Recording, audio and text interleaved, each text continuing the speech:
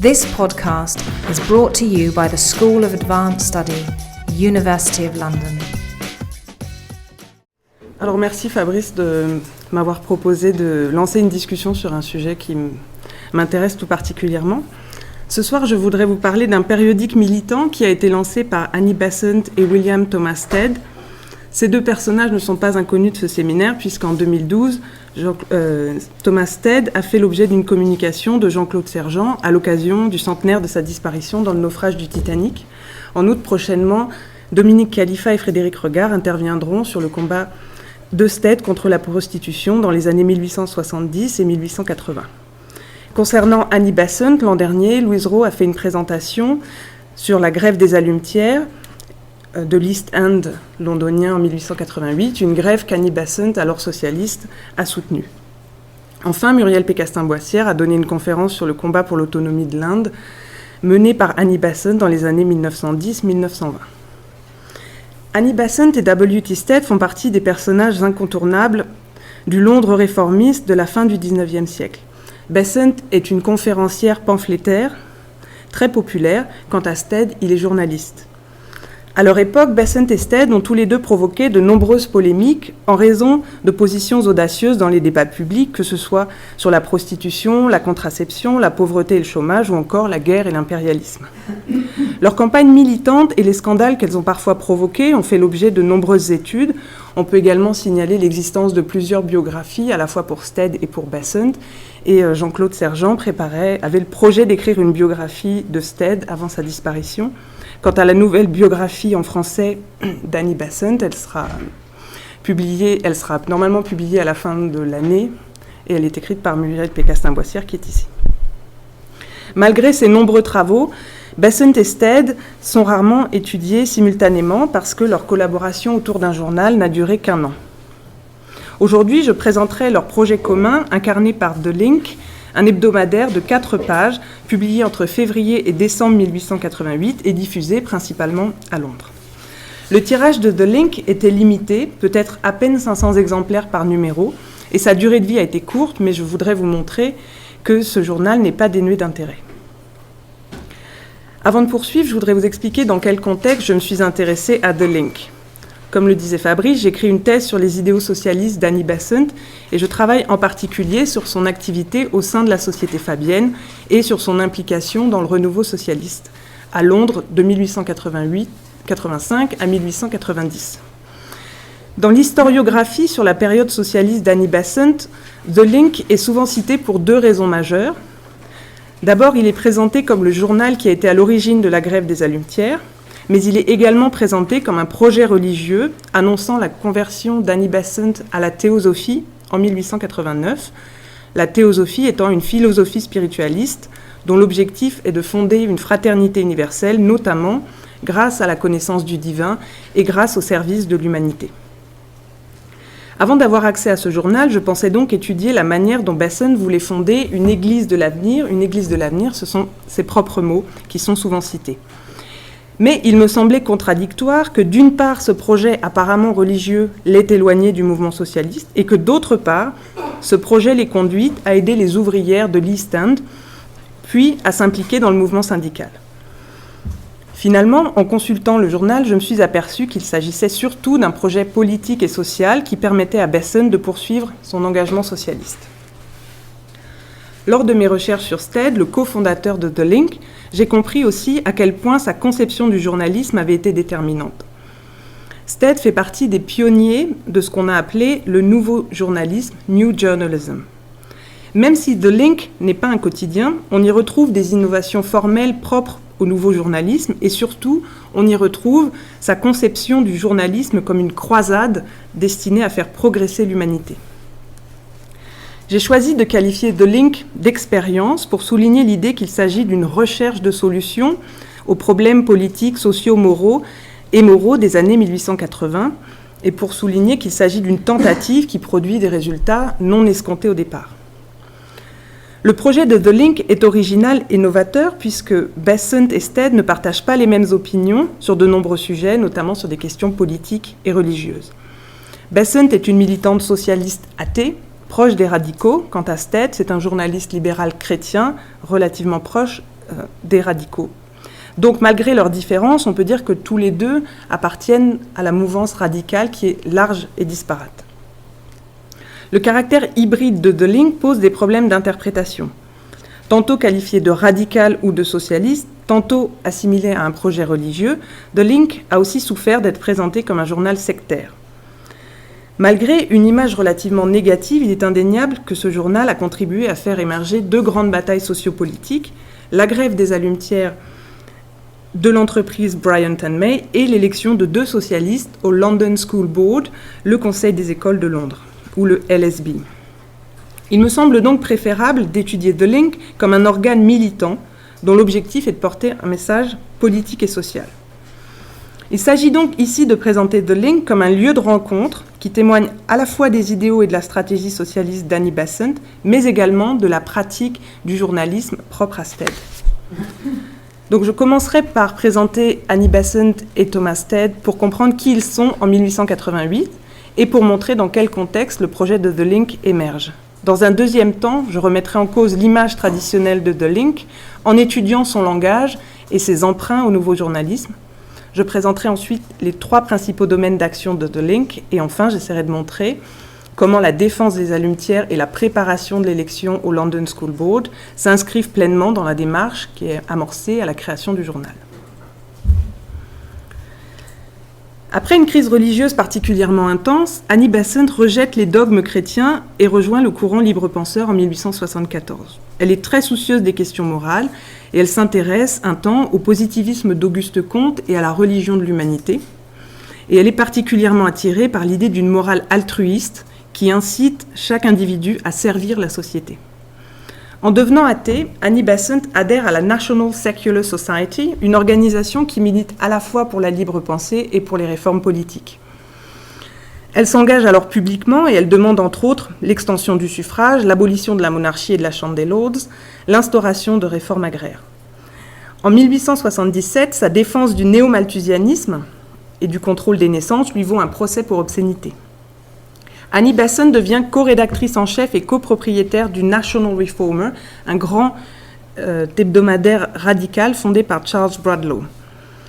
Dans la seconde moitié des années 70, Annie Besant est une conférencière et une pamphlétaire extrêmement populaire dans les milieux radicaux, notamment en raison de son talent oratoire. A l'inverse, les partisans de l'ordre établi usent de tous les stratagèmes pour salir sa réputation et pour rappeler qu'une femme n'a pas sa place à la tribune. En 1985, Besant adhère au socialisme et rejoint la Société Fabienne qui vient d'être créée. Sa participation au renouveau socialiste est double. Non seulement Besant milite pour l'extension du mouvement, c'est l'effort de propagande, l'effort d'éducation, mais elle contribue aussi à l'effort théorique de définition d'un socialisme anglais. Elle propose un socialisme gradualiste, fondé sur des réformes économiques et sociales votées au Parlement. Donc, à court terme, elle incite les socialistes à intégrer le jeu politique traditionnel, le système politique traditionnel, pour utiliser les lois afin de protéger davantage les ouvriers. Annie Besant n'est pas seulement intéressée par la théorie socialiste et elle prend part au mouvement de contestation populaire londonien et c'est à cette occasion qu'elle rencontre W.T. Stead. Comme je vous l'ai dit, c'est un libéral non conformiste. D'après lui, le journaliste doit promouvoir la démocratie, le changement social et la paix universelle. En 1883, il devient rédacteur en chef d'un grand quotidien libéral du soir, The Pall Mall Gazette. L'histoire a surtout retenu Stead pour ses articles provocateurs, The Maiden Tribute of Modern Babylon, le sacrifice des jeunes vierges dans la Babylone moderne. En 1985, Stead, avec ses articles, souhaite choquer le grand public et attirer l'attention des pouvoirs publics sur la vulnérabilité des jeunes filles et des jeunes femmes en matière d'agression sexuelle et de prostitution. Stead est considéré comme l'un des pionniers du nouveau journalisme. Malgré les critiques dont il fait l'objet, Stead innove tant au niveau de la forme que du contenu. Typographie moderne, titres accrocheurs, intertitres et multiplication des rubriques sont des pratiques inspirées de la presse américaine qui facilitent la lecture. Stead délaisse les rapports parlementaires au profit d'enquêtes et d'entretiens. Le ton est plus informel et il est au service d'une presse centrée sur des histoires vécues qui dénoncent les crimes, la pauvreté et toute forme d'injustice. Stead assimile son travail de journaliste à une mission quasi divine consistant à faire progresser l'humanité. Dans son essai intitulé « Government by Journalism », Stead explique même que le journaliste est un intermédiaire entre Dieu et le peuple. Alors que la presse de qualité, la presse quotidienne dite de qualité, était l'apanage des classes moyennes et supérieures libérales et conservatrices, le nouveau journalisme s'identifie davantage aux mouvements radicaux et cherche à faire progresser la démocratie. Stead s'adresse donc également à un nouveau public, les classes populaires qui ont bénéficié de l'Education Act de 1870, mais également des lois d'extension du suffrage. Stead suit donc avec attention l'agitation sociale des années 1880 à Londres. Ces années-là sont marquées par une crise économique et à la misère bien réelle s'ajoute l'indignation face aux inégalités sociales. Londres connaît donc un vaste mouvement de contestation à la fois à cause de la misère, mais aussi à cause de la politique de coercition en Irlande. Le contexte est particulièrement tendu, donc je vous ai mis des illustrations de cette époque, avec des grèves, des manifestations et des émeutes, parfois même, qui se multiplient. La peur s'empare des classes dirigeantes qui mettent en place de nouvelles mesures policières afin de gêner les rassemblements publics à Londres. En observant ce mouvement de contestation et la répression policière, Annie Besant comprend qu'il ne s'agit pas seulement d'une bataille contre la misère et l'exploitation, mais également que la liberté d'expression est en jeu. C'est dans ce contexte particulièrement tendu que les clubs radicaux de Londres, de la Metropolitan Radical Federation, MRF, décident d'organiser une manifestation à Trafalgar Square le dimanche 13 novembre 1887. Malgré l'interdiction officielle, la manifestation a lieu et les manifestants espèrent qu'une foule déterminée et pacifique fera reculer la police. Pourtant, le jour de la manifestation, la police s'en prend de manière violente aux manifestants. Et les cortèges qui convergent vers Trafalgar Square sont dispersés dans la violence. C'est donc la stupeur dans les rangs des manifestants qui surnomme bientôt cet événement le dimanche sanglant, Bloody Sunday. Annie Besant a participé à cette manifestation et dans les jours qui suivent, elle dénonce la répression policière et elle est aussi très active auprès des manifestants qui ont été, d'après elle, injustement arrêtés et qui sont ensuite jugés en comparution immédiate. Stead est lui aussi révolté par cette situation et le 19 novembre 1887, il prend l'initiative de créer la Law and Liberty League, la Ligue du droit et des libertés ou LLL. Stead souhaite rassembler les libéraux, des radicaux, des socialistes divers pour défendre la liberté d'expression dans les lieux publics et pour lutter contre les procès injustes qui visent les manifestants. Lors de la première réunion des délégués chargés d'établir les règles de fonctionnement de la LLL, on voit pourtant se dessiner des objectifs plus politiques et on remarque que ces objectifs correspondent aux aspirations d'Annie Besant. Depuis son entrée dans le mouvement socialiste, Annie Besant cherche en effet à unir radicaux et socialistes pour fonder un réseau militant capable de mobiliser les masses populaires, notamment lors des élections. Donc, outre le soutien juridique et financier aux manifestants arrêtés et la défense du droit de manifester dans les lieux publics, la LLL défend le principe de « Home Rule for London ». Ce principe d'autodétermination et ce souci démocratique ancrent la LLL dans le mouvement radical, puisque la LLL souhaite que le peuple londonien devienne un acteur politique.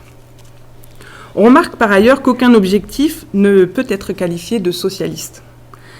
En janvier 1888, les délégués des 46 organisations affiliées à la LLL élisent un comité exécutif. On y retrouve Besant pour la Société fabienne, Herbert Burroughs pour la Social Democratic Federation, William Morris pour la Socialist League, James Thames pour la MRF, Stead et 5 autres personnes qui représentent diverses organisations radicales et pour la réforme agraire.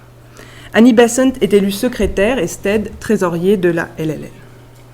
Lors de cette réunion des délégués, on adopte également des principes de fonctionnement. Et on comprend que les dirigeants souhaitent que la LLL soit plus qu'une simple fédération d'organisations déjà existantes. La LLL s'organise donc autour d'un comité exécutif qui transmet des directives à des cercles. Enfin, c'est des branches locales qu'on appelle cercles de vigilance. Et les missions attribuées à ces cercles de vigilance sont caractéristiques, à mon avis, du projet de The Link. Les cercles devront rapporter les violences policières, mais aussi tout type d'injustice. Les militants devront, je cite, « Note, investigate and report to the local center any case of injustice to or oppression of the poor, so that legal aid may be rendered if possible, and in all cases, public opinion may be appealed to. » Malgré une formulation assez vague, il s'agit bien de dénoncer les cas les plus flagrants d'exploitation ouvrière. En outre, les cercles auront pour mission de surveiller la vie politique dans les quartiers. Ils devront aussi, je cite, « take part in local elections, aiding any candidate who is in favor of free speech and has done service to the poor. » La création des cercles de vigilance ainsi que la recommandation du boycott comme outil de pression ne font pas l'unanimité. Donc progressivement, les plus modérés, notamment les radicaux et les libéraux, quittent la LLL, qui est bientôt dominée par les socialistes et des radicaux très proches des socialistes. Malgré ces critiques et ces défections, la LLL s'organise et afin de consolider un réseau de militants dévoués à la cause du peuple, Annie Besant insiste pour qu'on crée un nouveau journal. Il s'appelle The Link puisqu'il est censé effectuer le lien entre les différents cercles de vigilance. Avant d'étudier les objectifs du journal et la manière dont ils sont déclinés, il me semble important de commencer par présenter l'image de The Link dans l'historiographie. D'après moi, il s'agit d'une image négative et parcellaire. En effet, ce journal souffre d'abord de ne rentrer dans aucune case prédéfinie, ce qui l'empêche, à mon avis, de trouver pleinement sa place dans des études sur des phénomènes plus larges. Les études sur Besant le mentionnent uniquement lorsqu'il s'agit de son implication dans la grève des allumetières et de sa conversion à la théosophie. The Link n'est pas non plus exploré dans le cadre des études sur Stead, car The Link est considéré comme un projet mineur pour lui. L'identité de ce journal est assez difficile à saisir à première vue. Même si certains historiens présentent The Link comme un hebdomadaire socialiste, ni Besant ni Stead ne le définissent ainsi. The Link est donc peu étudié dans l'historiographie du renouveau socialiste. Comme nous le verrons, en raison de ses activités et de ses objectifs, The Link s'inscrit plutôt dans le courant radical. Or, même s'il est parfois mentionné dans les études sur le sujet, notamment pour les élections au Conseil des écoles de novembre 1888, The Link est rarement présenté de manière plus globale.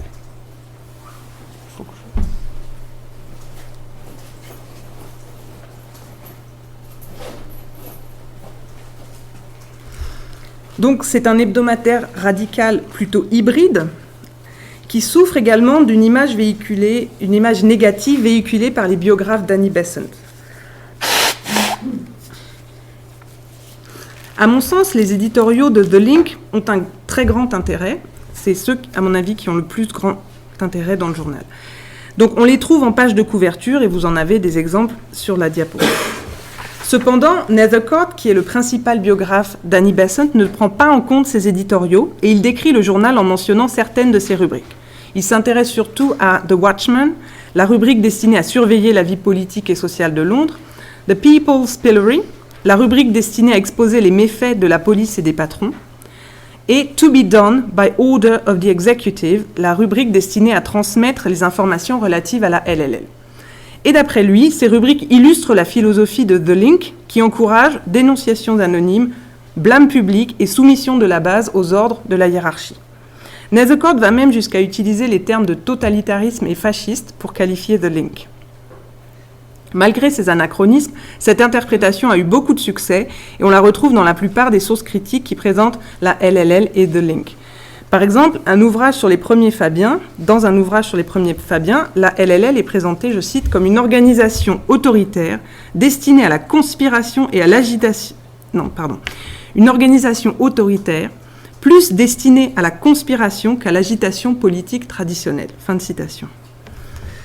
Or, si on regarde de plus près ces rubriques, on comprend qu'elles servent avant tout à structurer un réseau militant. The Watchman n'est rien d'autre qu'un commentaire de l'actualité qui touche directement les classes populaires londoniennes.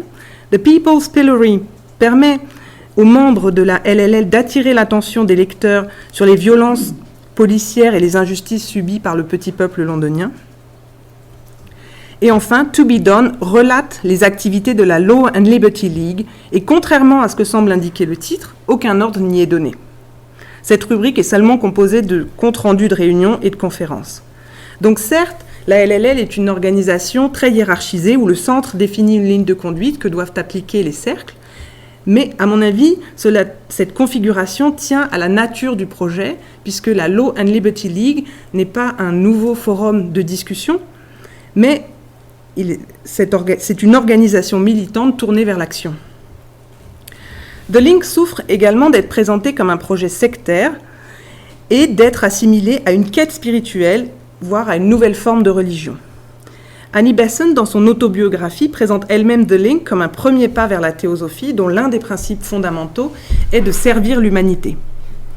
De nombreux historiens s'appuient sur cette intention affichée des rédacteurs en chef de fonder une nouvelle église pour présenter The Link comme un projet religieux. Par exemple, l'historienne des religions, Catherine Wessinger, explique, je cite, « En 1887, Annie Besant essaya pour la première fois de fonder une nouvelle religion avec un objectif millénariste. » Fin de citation. Notons l'absence de distinction entre religion et église dans cette citation. Certes, à cette époque, Besant commence à émettre des doutes sur la philosophie matérialiste, mais elle ne les exprime pas dans The Link. Il me semble que ce journal est avant tout destiné à structurer un réseau militant comparé à une église ou à une nouvelle confrérie, mais ni la religion ni la spiritualité n'y trouvent leur place. Malgré l'apparente hybridité de The Link et les interprétations souvent dévalorisantes qui en ont été faites, il me semble qu'on peut donner un sens plus politique et social à ce projet, surtout si on l'interprète davantage comme une croisade morale imprégnée par l'esprit du nouveau journalisme. J'en suis donc venue à m'intéresser au nouveau journalisme en étudiant les éditoriaux de The Link, où Besant et Stead annoncent clairement leurs objectifs. The Link est l'organe de la LLL, une organisation présentée, je cite, comme « This new church dedicated to the service of man ». Commençons donc par analyser le sens de cette référence à la religion. L'église que Besant et Stead proposent de fonder est à mon avis plus symbolique que réelle. Lorsqu'elle présente le projet, Besant file la métaphore religieuse, expliquant que le service de l'homme remplacera le service de Dieu, la fraternité sera une nouvelle forme de culte et l'amour tiendra lieu de baptême. Il n'est pas ici question de mettre en place des rites religieux ni d'encourager la croyance en un être suprême. Il s'agit de favoriser des sentiments moraux qui poussent les hommes et les femmes à agir pour améliorer le sort de leur prochain. L'analogie avec la religion a pour fonction de susciter l'enthousiasme. Comme l'explique Besant et Stead dès le premier éditorial, The Link est, je cite, « a concerted attempt to introduce what may be described in the broadest sense as religious principle and religious methods into political and social work ». D'après eux, les méthodes religieuses ont montré leur capacité à promouvoir l'esprit de sacrifice désintéressé. Par conséquent, ces méthodes doivent être aussi utilisées pour, je cite, « work for the temporal redemption of mankind in the secular sphere of politics and of industry ». Besant et Stead estiment qu'il faut purifier, c'est le mot qu'ils utilisent, les institutions politiques et judiciaires en les démocratisant. Même si la tonalité morale reste très forte dans tous les éditoriaux, on note cependant un recul sensible du vocabulaire religieux au fil des mois. Et surtout, on voit que The Link traite uniquement de questions politiques et sociales. À l'analogie avec la religion s'ajoutent d'autres métaphores telles que les métaphores militaires. Annie Besant va même jusqu'à comparer sa situation à celle de Cromwell à la veille du combat contre le régime royaliste. Besant et Stead admirent tous les deux Cromwell pour ses idéaux républicains et pour son courage. Même si Besant n'adhère pas à son puritanisme, elle souhaite retrouver la ferveur qui animait Cromwell et son armée, car, d'après elle, c'est l'enthousiasme qui secoue le monde et change la face de l'histoire. Les Ironside Circles, les cercles dirigeants de la LLL, tirent leur nom, Côte de Fer, du surnom donné à Cromwell et aux soldats de son armée, organisés selon des principes quasi-démocratiques. Poursuivant l'analogie, Besant et Stead considèrent que les cercles de la Law and Liberty League forment, je cite, « the army of the commonweal », donc à la fois l'armée de la République au sens politique et l'armée du bien commun au sens moral. Ces métaphores militaires donnent un ancrage historique au projet et renforcent son caractère solennel. Mais il s'agit bien ici de métaphores, dans la mesure où les seules armes préconisées sont l'organisation politique et militante, la mise au jour de scandales et le boycott. Le service de l'humanité et le sacrifice de soi sont deux autres thèmes fréquemment déclinés dans les éditoriaux de The Link. Comme l'indique le sous-titre, The Link est, je cite, « A journal for the servants of man ». Malgré la proximité avec le projet de religion de l'humanité proposé par Auguste Comte, Besant et Stead décident d'inscrire leur projet moral dans la continuité des travaux de Victor Hugo. En exergue de chaque numéro, une citation rappelle l'ambition de The Link. Je cite « Le peuple est un silence. Je serai l'immense avocat de ce silence. Je parlerai pour les muets, je parlerai des petits aux grands, des faibles aux puissants. Je serai le verbe du peuple, je serai la bouche sanglante dont le bâillon est arraché. Je dirai tout. » Fin de citation. Ici s'exprime une vision plutôt middle class des classes populaires à qui il manque des moyens d'exprimer ses souffrances et son mécontentement. Le désir de justice et de vérité se transforme en un combat héroïque de défense des plus faibles. Cette citation est tirée du roman philosophique de Victor Hugo, L'homme qui rit, où le héros accepte sa mission divine qui consiste à être le porte-parole du peuple qui souffre à la Chambre des Lords. On note que les références à Dieu sont retirées de l'exergue par Besant et Stead, ce qui donne un caractère plus séculier à leur mission. Cette référence à Victor Hugo n'est pas un hasard. Elle résume la manière dont Stead conçoit le métier de journaliste. Stead s'inspire de l'écrivain français pour montrer que le journaliste doit utiliser son pouvoir pour défendre les pauvres, les exclus et les opprimés. Pour lui, servir l'humanité équivaut à servir Dieu. Cette volonté de défendre l'humanité souffrance devient alors la doctrine sociale du nouveau journalisme tel que le définit Stead. Dans The Link, la volonté d'innover se retrouve également au niveau formel. Besant et Stead tentent d'intéresser le lectorat en publiant notamment des entretiens.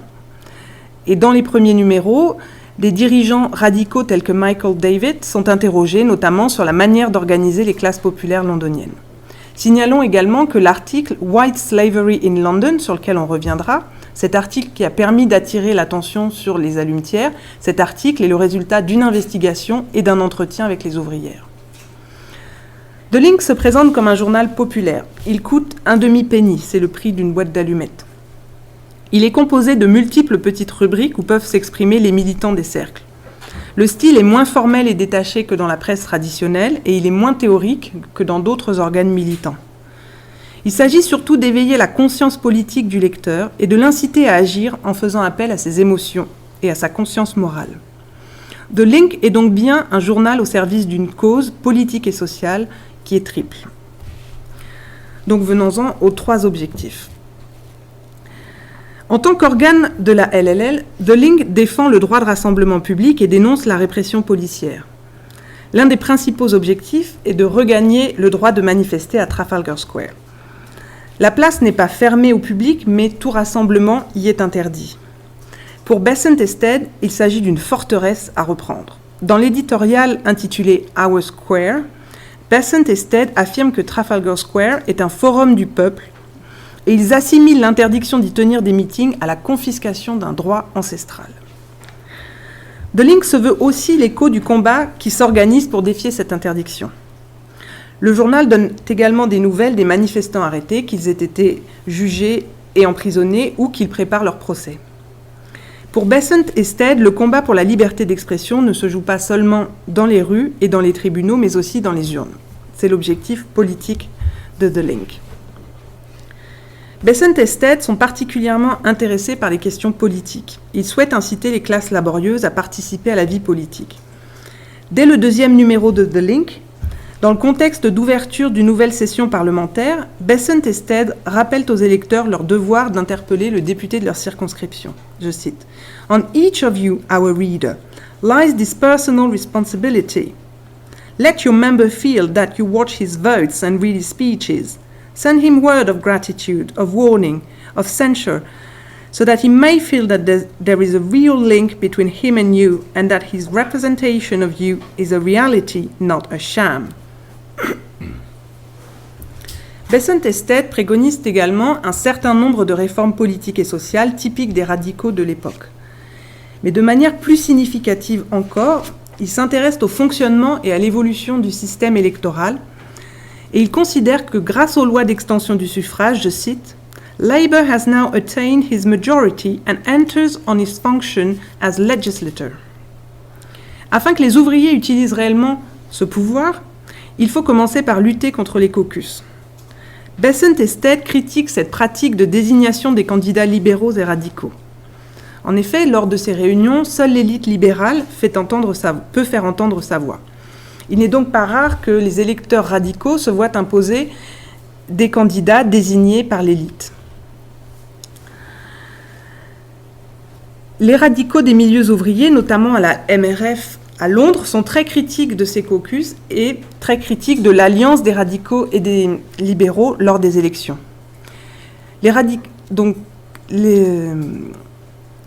Besant et Stead souhaitent également lutter contre ces pratiques et expliquent qu'en amont des élections, le peuple doit participer à la désignation des candidats. C'est ce qu'on reverra avec l'élection au London School Board. Ils regrettent également que le Parti conservateur et le Parti libéral exercent un monopole sur la vie publique et la vie politique, et ils constatent que les classes laborieuses ne se reconnaissent pas dans ces partis traditionnels. D'après Besant et Stead, il est donc nécessaire d'organiser un parti démocratique au Parlement. Même si le terme de parti est utilisé de manière assez vague, il s'agit bien d'aboutir à une représentation indépendante des classes laborieuses.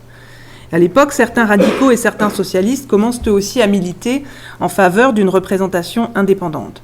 The Link s'inscrit donc dans un vaste mouvement qui conduit les radicaux et les syndicats à se détacher du Parti libéral et à fonder un nouveau parti. Ce sera le Parti travailliste quelques années plus tard.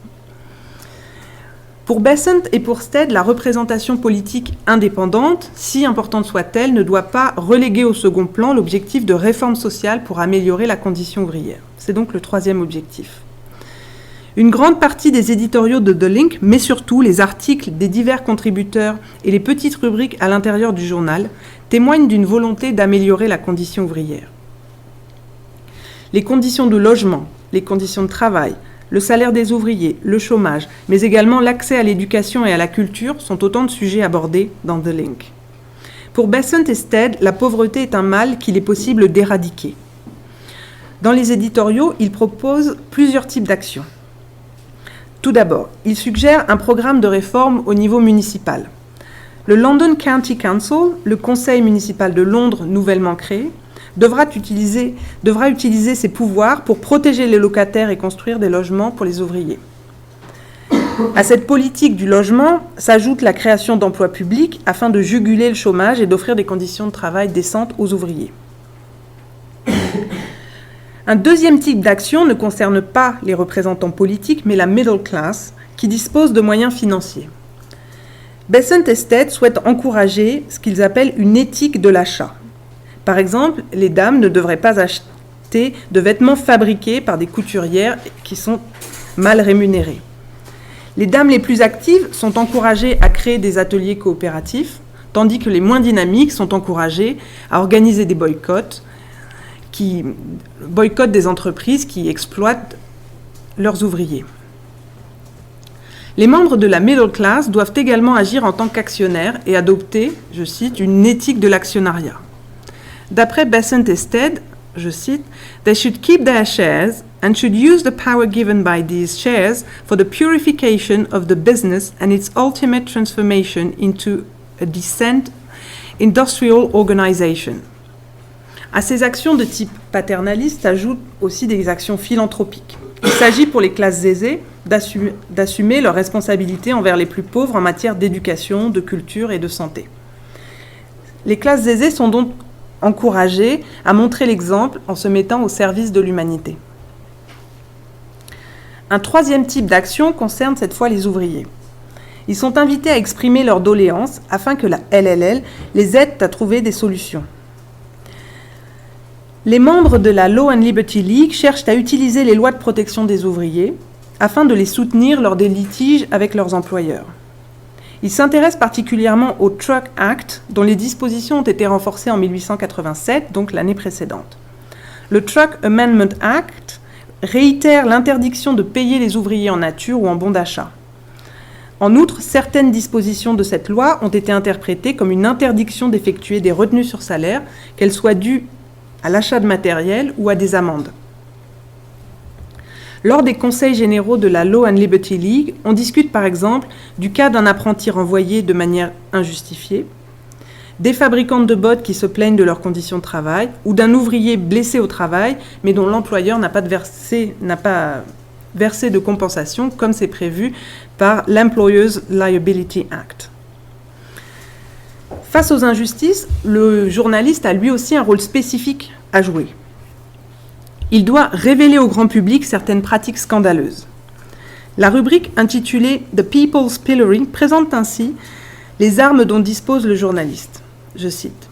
« Journalism has neither its galls nor its hangmen, but it has a tolerably effective substitute. It possesses the power of the pillory.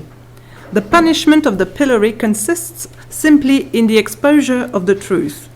The keepers of this pillory appeal to all members of the League to cooperate with them so that no act of flagrant injustice may remain unreported. »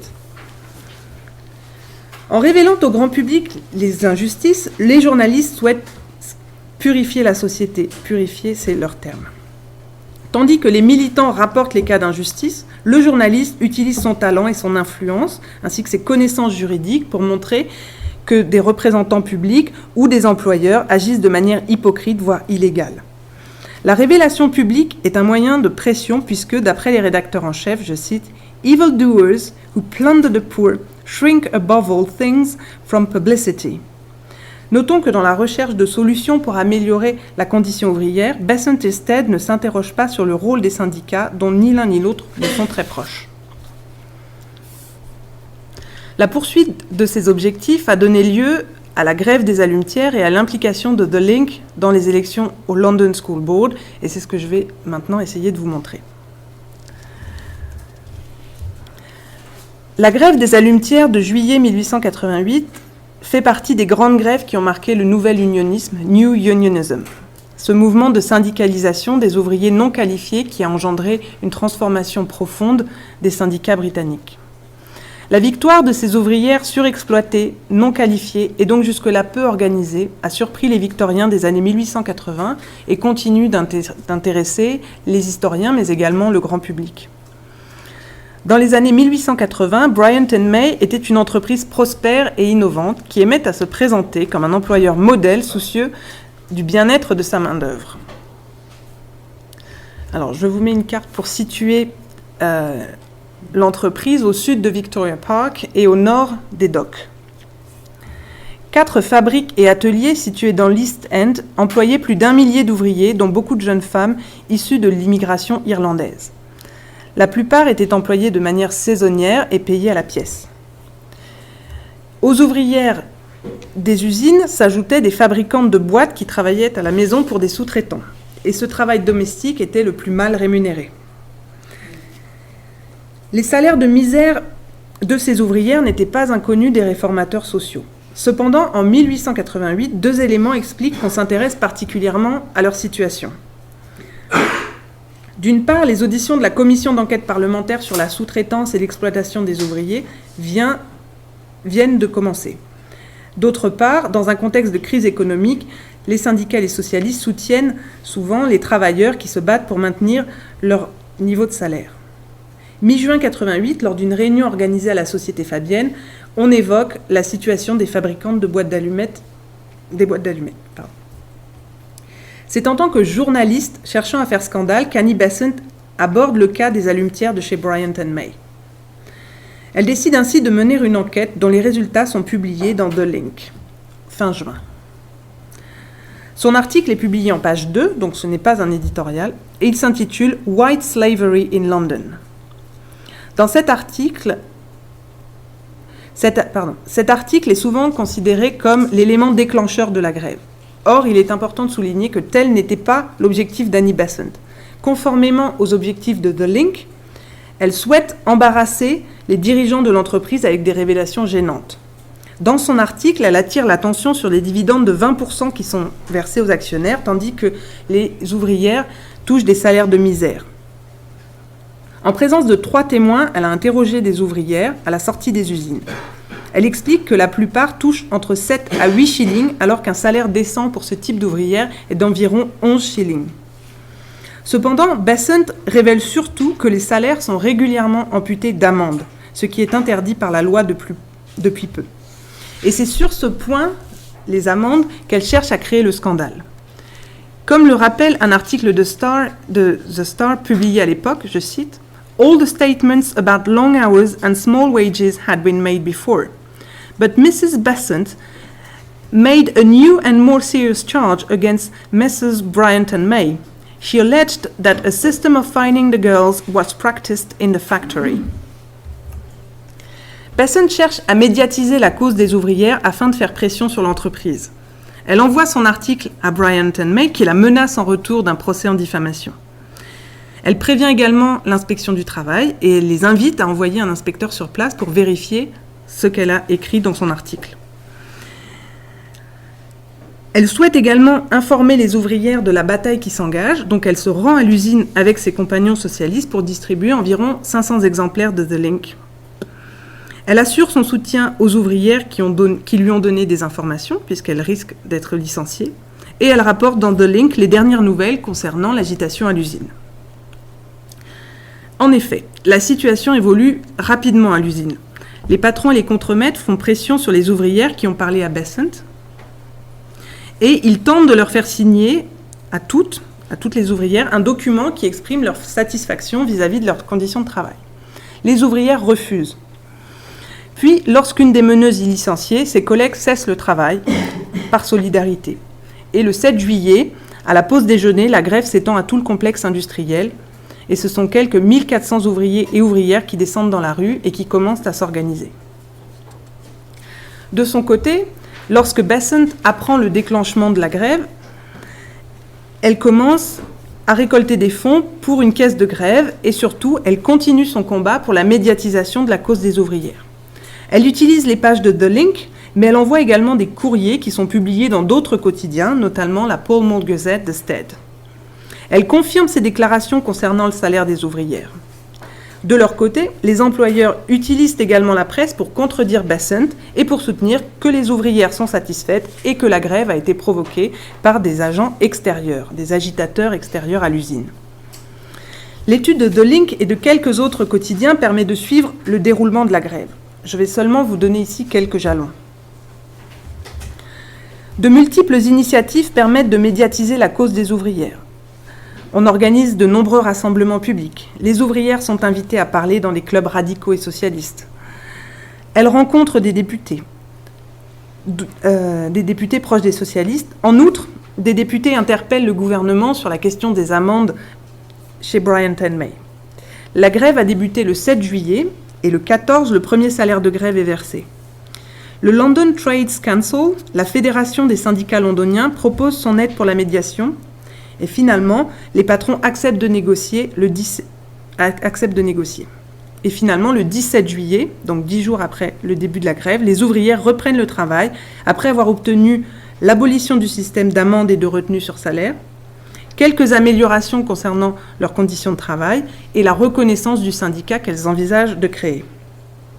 Malgré la reprise du travail, il y a un deuxième salaire de grève qui est versé le 21 juillet. The Link apporte un éclairage particulièrement intéressant sur l'objectif du soutien financier reçu par les grévistes, notamment grâce à la liste des personnes et des organisations ayant contribué à la caisse de grève. Parmi ces contributions, celle qui me semble la plus intéressante est la somme d'environ 80 livres collectés par les syndicats londoniens et en partie reversée par l'intermédiaire du London Trades Council. Cette somme de 80 livres doit être rapportée aux 180 livres partagés lors du premier salaire de grève et aux 205 livres partagés lors de la distribution du deuxième salaire de grève. L'ampleur de cette somme versée par les syndicats londoniens atteste la popularité de cette grève parmi les ouvriers syndiqués de la capitale. Par son implication dans cette grève, le London Trades Council établit donc des ponts entre deux mondes considérés comme relativement imperméables l'un à l'autre. D'un côté, le monde des ouvriers dits qualifiés, composé d'hommes organisés, employés sur une base stable et percevant des salaires relativement corrects. et de l'autre, le monde des ouvriers dits non qualifiés, composé majoritairement de femmes et d'immigrés, embauchés de manière saisonnière ou occasionnelle et particulièrement mal rémunérés. Outre l'implication des syndicats traditionnels, on peut aussi souligner l'importance de la bataille médiatique qui se joue dans cette grève. En effet, au départ, les patrons refusaient de négocier avec les ouvrières. Et ils ont finalement été contraints à la négociation à cause de la pression médiatique. Et une partie de la presse s'est progressivement ralliée aux ouvrières, surtout lorsque le Times a publié une enquête indépendante confirmant les déclarations de Basson sur les niveaux de salaire et sur le mauvais traitement des ouvrières. Donc malgré son faible tirage, The Link apparaît comme un puissant outil de médiatisation et de rassemblement. Et c'est ce rassemblement des forces progressistes qui est également l'objectif de The Link lors de la préparation des élections au London School Board. Les conseils des écoles ont été fondés en 1870 par l'Education Act. À Londres, le LSB a fait construire et gère environ 400 écoles, des écoles publiques donc. Les femmes ont la possibilité de voter et de se faire élire au conseil des écoles. Dès mai 1888, The Link publie un article destiné à susciter l'intérêt des classes laborieuses pour les élections prévues en novembre. Regrettant le manque d'implication du peuple dans ces élections, l'article présente le travail du London School Board et présente le mode de scrutin. L'auteur de cet article anonyme souhaite non seulement que tous les électeurs potentiels votent, mais qu'en amont, ces électeurs participent à la désignation des syndicats. Donc voici les circonscriptions pour le London School Board dont il est question dans la citation de l'article que je vais vous lire. The democratic organizations of the London people must be urged to recognize their duty in the London School Board election. Every working man's club, every political association, every branch of the National League or of any socialist league ought at once to appoint a small subcommittee to consider the approaching school board election. As the electoral areas are large, joint committees, each comprising the subcommittees of all the organizations in the district, shall be formed for each electoral district. These committees should undertake the selection of suitable candidates and their support at the election. Dans les semaines qui suivent, The Link fait état de la progression de cette idée que toutes les organisations populaires s'organisent et discutent ensemble pour désigner des candidats. Les cercles de la Law and Liberty League commencent à travailler avec des organisations populaires de leur quartier. Les Fabiens soutiennent cette initiative. Le projet est relayé par The Star, un autre quotidien du soir en juillet. Le projet reçoit également un soutien déterminant de la Metropolitan Radical Federation. Les discussions d'août et de septembre aboutissent à la création d'un comité démocratique central, Central Democratic Committee, ce comité qui coordonne les actions menées dans chaque circonscription. Les principales organisations représentées dans ce comité central sont la MRF, la SDF, la Société Fabienne et les sécularistes de la London Secular Federation. Fin septembre, ces organisations signent un programme commun. Il s'agit d'un programme en 7 points qui exige notamment l'éducation gratuite laïque obligatoire, une gestion plus démocratique des écoles publiques et la mise à disposition des écoles pour des activités récréatives, culturelles et sociales. Parmi ces objectifs, on note aussi l'idée de distribution d'un repas gratuit par jour aux enfants dans le besoin. Pour l'historien David Rubinstein, la formation d'un comité démocratique central ainsi que la définition d'un programme commun apporte, je cite, un éclairage intéressant sur la force du socialisme à Londres à l'époque, sur la faiblesse ou la tolérance de nombreux radicaux et sur leur volonté de se distinguer du libéralisme traditionnel. Fin de citation. Donc non seulement cette élection illustre la progression du socialisme politique, mais elle témoigne aussi de l'intensité du dialogue entre les groupes socialistes, ainsi qu'entre les socialistes et les radicaux. Dans chaque circonscription, les comités d'union choisissent progressivement des candidats qui acceptent le programme commun. Et le 27 octobre, dans la rubrique Notes on the London School Board de The Link, on annonce qu'Annie Besant a été choisie pour être l'un des 3 candidats officiels du comité d'union pour Tower Hamlets, qui est la circonscription en vert sur la diapo. Sa candidature n'est donc pas un acte individuel et spontané. Il s'agit bien de l'aboutissement d'un engagement démocratique et du résultat d'une stratégie d'alliance avec les radicaux qu'elle prône depuis longtemps. Les comités d'union désignent 7 candidats socialistes. Cependant, seuls Annie Besant et Stuart Headlam, qui bénéficient tous les deux d'un fort soutien radical, sont finalement élus.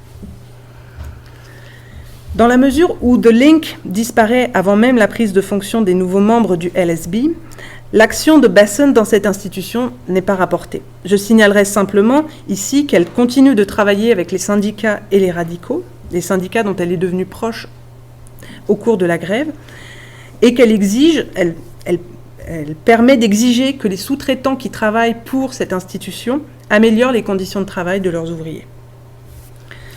Le dernier numéro de The Link est publié le 1er décembre 1888. La vente ne permettait pas de couvrir les frais de publication et les finances de Besant commençaient à être insuffisantes. En outre, le temps qu'elle consacre au conseil des écoles la contraint à réduire ses autres activités. Quant à Stead, s'il signe encore quelques articles en novembre, il se désintéresse progressivement de cet hebdomadaire. Pour conclure, je dirais que The Link est un projet original sans être nécessairement marginal. Il s'inscrit pleinement dans le contexte de l'époque. The Link témoigne d'un élan humaniste, réformateur et démocratique qui s'exprime parfois à travers un paradigme religieux. The Link apporte également un éclairage sur le mouvement de contestation populaire ainsi que sur le courant radical londonien à la fin des années 1880. L'expérience de The Link et de la Law and Liberty League atteste également la porosité des frontières entre radicalisme, socialisme et syndicalisme. On voit également un dialogue et des échanges entre les milieux politiques, les milieux militants et les milieux journalistiques. D'après moi, l'ambition de Besant et de Stead était de fédérer les forces progressistes autour de projets concrets. The Link permet de voir l'inventivité et la créativité de certains réformateurs déterminés à mettre en place des changements sociaux le plus rapidement possible. Il me semble que c'est ce pragmatisme et ce foisonnement d'idées, ainsi que cette adaptation à l'actualité politique et sociale qui ont permis à The Link de jouer un rôle déterminant dans la victoire des allumetières et dans la préparation de l'élection au London School Board. Merci.